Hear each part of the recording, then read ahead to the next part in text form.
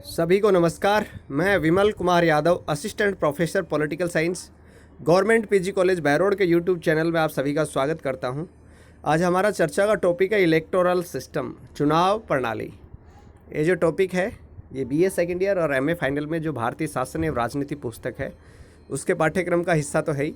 इसके अलावा जो विद्यार्थी विभिन्न प्रतियोगी परीक्षाओं की तैयारी कर रहे हैं उनके लिए भी ये समान रूप से उपयोगी है, चाहे वो पटवारी, ग्राम सेवक, RPSC, UPSC, SSC, army, air force, navy, Delhi police, Rajasthan police की जो तैयारी कर रहे हैं उन सब के लिए भी बेहद उपयोगी है, क्योंकि अक्सर क्वेश्चन पूछे जाते हैं। बड़ा क्वेश्चन भी आ जाता है, आनुपातिक प्रतिनिधित्व है कि कौन कौन सी चुनाव प्रणालियां हैं, उनके लाभ और हानि बताइए। ये क्वेश्चन कई बार अपने एग्ज़ाम्स के हिसाब से भी इम्पोर्टेंट है, इसके अलावा कॉम्पिटिशन के हिसाब से भी ये इम्पोर्टेंट है। तो चुनाव की कौन कौन सी प्रणालियाँ विश्व में प्रचलित हैं, उसमें से मोटी मोटी कुछ प्रणालियों के बारे में आज हम चर्चा करेंगे। तो आइए बात करते हैं। दरअसल जो लोकतंत्र जो होता है वो अब्राहम लिंकन ने कहा था, जनता का जनता द्वारा और जनता के लिए शासन होता है। इसमें शासन संचालन के लिए जनता की सहमति आवश्यक होती है। अब जनता की सहमति का कैसे पता किया जाए, जनता की इच्छा क्या है, इसको कैसे मालूम किया जाए? तो इसे मालूम करने का एक तरीका है चुनाव।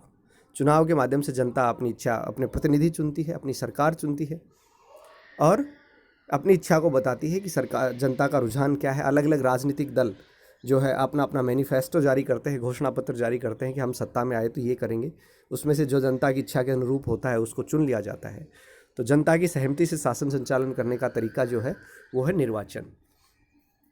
अब निर्वाचन के लिए विश्व के अलग अलग देशों में अलग अलग प्रणालियाँ प्रचलित हैं।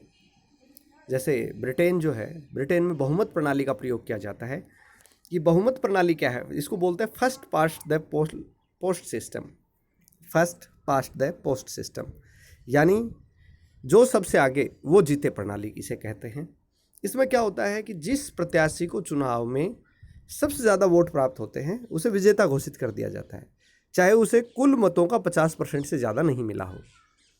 कुल मतों का आधे से अधिक प्राप्त करना उसके लिए आवश्यक नहीं है। मान लीजिए सबसे ज़्यादा चुनाव प्राप्त करने वाले प्रत्याशी को 40% वोट मिले, बाकी को किसी को 30, किसी को 20, किसी को 5, किसी को 4, किसी को 1, ऐसे परसेंटेज वोट मिले हैं। तो 40% वाला जो है सबसे ज़्यादा आगे है, सबसे ज़्यादा वोट 40% एक आदमी को मिले हैं तो उसे ही विजेता घोषित किया जाएगा। यानी कुल मतों का 50% से ज़्यादा प्राप्त करना आवश्यक नहीं है। जिसे सबसे ज़्यादा वोट मिल जाते हैं, चाहे उसे कुल मतों का बहुमत ही नहीं प्राप्त हो, उसे विजेता घोषित कर दिया जाता है। इसमें क्या होता है कि एक सदस्य निर्वाचन क्षेत्र होता है। एक सदस्य निर्वाचन क्षेत्र का मतलब क्या होता है कि उस निर्वाचन क्षेत्र से एक ही व्यक्ति को विजेता घोषित किया जाता है। चुनाव कोई भी लड़ सकता है, कई उम्मीदवार खड़े होते हैं, लेकिन विजेता एक ही होता है। इसमें वोटों का परसेंटेज प्राप्त नहीं करना होता। ज़्यादातर विकासशील देशों में ये प्रचलित है। जो देश बड़े होते हैं उनमें ये ज़्यादातर प्रचलित है। उसमें क्या होता है कि पूरे देश को जो है समान आकार के निर्वाचन क्षेत्रों में बांट दिया जाता है। बहुत सारे प्रत्याशी उसमें चुनाव लड़ते हैं। जिसको सबसे ज़्यादा वोट प्राप्त होते हैं उसके एक व्यक्ति को निर्वाचित घोषित कर दिया जाता है, यानी एक सदस्य निर्वाचन क्षेत्र होता है। इस प्रणाली को इकहरी सदस्य बहुलवादी प्रणाली भी कहा जाता है। अब इसके लाभ क्या हैं? इसके लाभ क्या है? इसमें एक तो चुनाव क्षेत्रों और प्रतिनिधियों के मध्य सीधे संबंध होते हैं। जैसे जो प्रत्याशी है वो जनता से वोट मांगता है, जनता के डायरेक्ट टच में रहता है। चुने जाने के बाद भी उसको पता है कि किन लोगों ने किस आधार पे, किन मुद्दों के आधार पे उसे चुना है। तो उसके जनता के और प्रत्याशी के मध्य सीधा संपर्क होता है। मतदाताओं के सामने भी एक क्लियर चॉइस होती है कि भाई किसे चुनना है।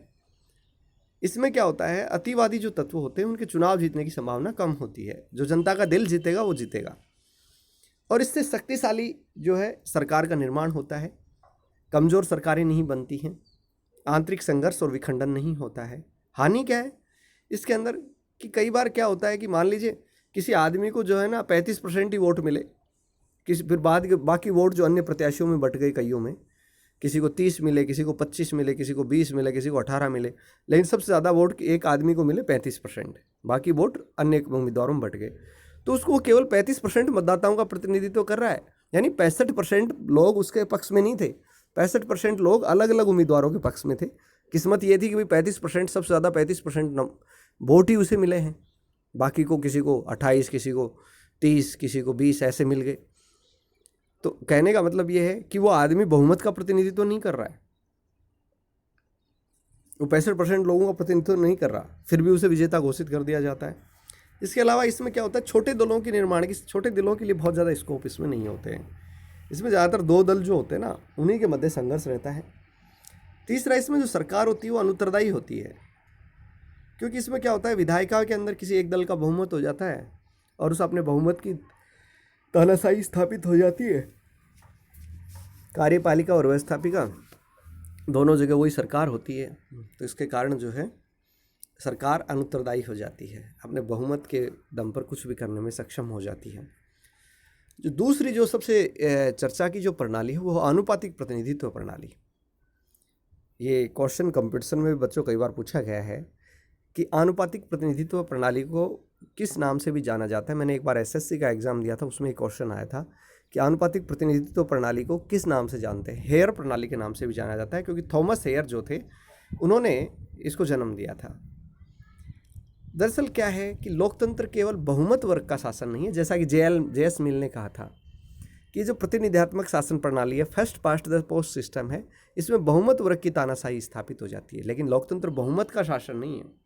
लोकतंत्र का मतलब है समाज के सभी वर्गों और सभी लोगों का, उनके अनुपात में जितनी भी संस्थाएं हैं उनमें प्रतिनिधित्व होना चाहिए, और इसके लिए आनुपातिक प्रतिनिधित्व प्रणाली सबसे उपयुक्त है। जैसे हमारा भौगोलिक मानचित्र होता है देश का, तो राज्यों का जो क्षेत्रफल होता है उसी आकार में हम मानचित्र में उनको जगह देते हैं। उसी प्रकार समाज के जो विभिन्न वर्ग हैं, चाहे अल्पसंख्यक वर्ग हों, बहुसंख्यक समुदाय हों, उनकी जितनी जनसंख्या है उसके अनुपात में उनका प्रतिनिधि जो संस्थाएं हैं, चाहे संसद हो, विधानसभा हो, उनमें प्रतिनिधित्व सुनिश्चित होना चाहिए। सभी समुदायों का उसमें प्रतिनिधित्व सुनिश्चित होना चाहिए। तो वो कार्य किया जाता है आनुपातिक प्रतिनिधित्व प्रणाली के द्वारा। जन्मदाता जैसा कि मैंने आपको बताया इसके थॉमस हेयर हैं। उन्होंने एक पुस्तक लिखी थी 1857 में, द मशीनरी ऑफ रिप्रेजेंटेशन, और उसमें इन्होंने इसका प्रावधान किया गया था कि जिस दल को, जिस पार्टी को जिस अनुपात में वोट मिले उसी अनुपात में उसे सीटें दी जानी चाहिए। यानी सीटों का और वोट दल को प्राप्त मतों का अनुपात एक होना चाहिए। आनुपातिक प्रतिनिधित्व की भी अनेक प्रणाली प्रचलन में है, मोटी मोटी हैं। सबसे बेहतरीन तो होती है लिस्ट सिस्टम, सूची प्रणाली। दूसरी है एकल आनुपातिक प्रतिनिधित्व की एकल संक्रमणीय मत प्रणाली। तीसरी है अतिरिक्त सदस्य चुनाव प्रणाली, और चौथी है संचयी प्रणाली। अभी कौन कौन सी सबसे पहले देखते हैं, लिस्ट सिस्टम क्या होता है। लिस्ट सिस्टम में क्या होता है कि पूरे देश को एक समान निर्वाचन क्षेत्रों में बांट दिया जाता है। पूरे देश को समान निर्वाचन क्षेत्रों में बांट दिया जाता है। इसके बाद में राजनीतिक दल हैं अपने अपने उम्मीदवारों की सूची जारी करते हैं, लेकिन कोई उम्मीदवार किसी एक निर्वाचन क्षेत्र विशेष से नहीं लड़ता, बल्कि पूरा दल लड़ता है। निर्वाचन क्षेत्रों में समान रूप से बांट दिया, राजनीतिक दल ने अपनी सूची जारी कर दी।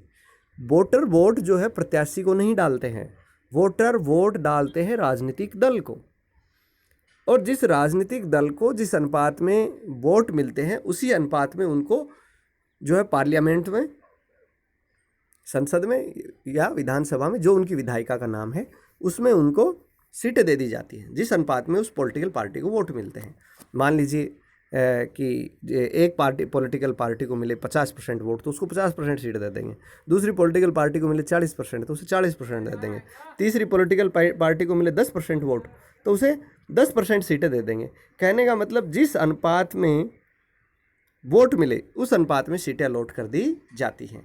लेकिन कई जगह ये रहता है कि कोई छोटा दल है जिसको बहुत कम सीटें मिले, बहुत कम वोट मिले हैं, तो एक लिमिट कर देते हैं कि भाई इतने से कम प्रतिशत वोट मिलेंगे तो उसको सीट नहीं मिलेगी। जैसे जर्मनी है, जर्मनी में कम से कम 5% वोट मिलेंगे तो सीट मिलेगी, और अगर 5% से कम वोट किसी राजनीतिक दल को मिलते हैं तो उसे एक भी सीट नहीं मिलेगी।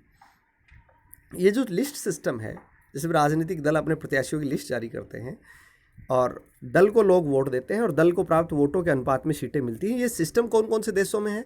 ये बेल्जियम में है, लग्जमबर्ग में है, जर्मनी में है और स्विट्जरलैंड में है। लाभ क्या है? ये दरअसल आनुपातिक प्रतिनिधित्व की ये सबसे बेहतरीन प्रणाली है। इसमें जिस दल को जितने वोट मिले उस अनुपात में सीट मिल गई, न्याय हो गया। दूसरा, अल्पसंख्यकों का प्रतिनिधित्व भी मिल जाता है। मान लीजिए किसी देश में मुस्लिमों की संख्या 15% है और मुस्लिमों का मान लो कोई दल बना हुआ है, मान लो मुस्लिम लीग ही बनी हुई है, उस दल को 15% वोट मुस्लिमों ने दे दिए तो उस मुस्लिम लीग को 15% सीटें जो हैं संसद में मिल जाएंगी। डायरेक्ट अगर कॉन्टेस्ट होता कैंडिडेट्स के आधार पे first past the post system होता तो हो सकता है बहुसंख्यक वर्ग के लोग ही चुने जाते, अल्पसंख्यक वर्ग के लोग नहीं चुने जाते। इससे राष्ट्रीय एकता की भावना का निर्माण होता है। मतदाताओं का लगाव जो है किसी विशेष निर्वाचन क्षेत्र से न होकर पूरे देश से होता है तो पूरे देश की एकता मजबूत होती है। चुनाव जो स्थानीय मुद्दों पर नहीं लड़ाया जाता बल्कि पूरे देश के मुद्दे एक समान होते हैं, राजनीतिक दलों के अलग अलग मैनिफेस्टो होते हैं।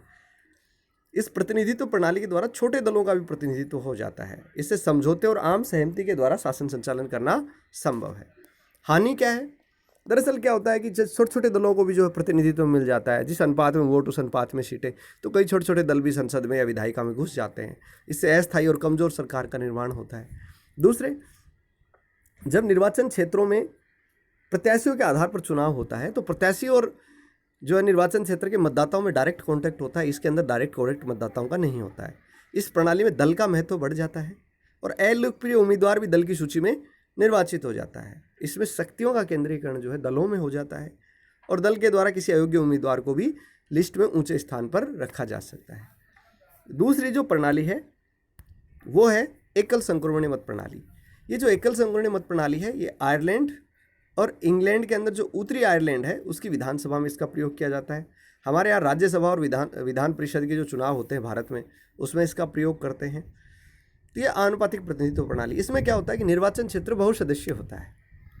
इसमें वोटों का एक फिक्स फार्मूला होता है कि कुल मत बटे निर्वाचित होने वाले प्रत्याशियों की संख्या +1 और जो प्राप्त होता है उसमें +1 जोड़ दिया जाता है। निर्वाचन क्षेत्र बहुत ही सदस्य होता है। एक निर्वाचन क्षेत्र से 5 प्रत्याशी भी चुने जा सकते हैं। यानी एक निर्वाचन क्षेत्र से एक आदमी नहीं चुना जाता। जैसे हमारे यहाँ इलेक्शन होता है एमएलए का, तो एक आदमी उस निर्वाचन क्षेत्र से एमएलए बनता है। लेकिन यहाँ पर क्या होता है, एक ही निर्वाचन क्षेत्र से एक से अधिक उम्मीदवार चुने जा सकते हैं। जैसे किसी क्षेत्र से 5 उम्मीदवार चुने जा सकते हैं। प्रत्येक दल उतने ही प्रत्याशी खड़े करता है जितनी उसकी सीटों की कुल संख्या होती है। मतदाता केवल एक मत देता है, लेकिन मत जो देता है उसमें चॉइस अंकित करता है, 1st, 2nd, 3rd, 4th, 5th ऐसे। इसमें प्रत्याशी वो विजयी होते हैं, उनको मतों का एक निश्चित कोटा प्राप्त करना पड़ता है और इसका मूल आधार किसने रखा था? हेयर ने। इसलिए इसे आनुपातिक प्रतिनिधित्व प्रणाली को हेयर प्रणाली भी कहते हैं। बाद में डूप जो थे उसने उसको संशोधित कर दिया था। इस चुनाव प्रणाली में मतों का संक्रमण भी होता है। संक्रमण का मतलब होता है ट्रांसफर। ट्रांसफर क्या होता है कि जिससे वरीयता में सबसे कम वोट प्राप्त होते हैं उसका नाम हटा के उसके वोटों को दूसरी वरीयता के अनुसार बांट दिया जाता है। यानी वोट इसमें क्या होते हैं? ट्रांसफर भी होते हैं। इसका फायदा क्या है? इसमें आनुपातिक प्रतिनिधित्व बना रहता है, लाभ भी है। बहुसदस्य निर्वाचन क्षेत्र होने के कारण मतदाताओं के सामने विकल्प बहुत ज़्यादा होते हैं। भाई इनको चुनना है, केवल एक को नहीं चुनना, एक से ज़्यादा लोगों को चुनना है। एक ही दल के उम्मीदवारों के मध्य कई बार डायरेक्ट टक्कर भी होती है चुने जाने के लिए, कि हो सकता है वो एक ही दल के उम्मीदवार तो हैं लेकिन मतदाता उन्हें फर्स्ट चॉइस पर नहीं रखे। तीसरा है अतिरिक्त सदस्य चुनाव प्रणाली। ये जर्मनी में है। जर्मनी में आधी जो सीटें हैं वो first past the post system से भरी जाती हैं और आधी जो होती हैं वो लिस्ट सिस्टम के द्वारा भरी जाती हैं।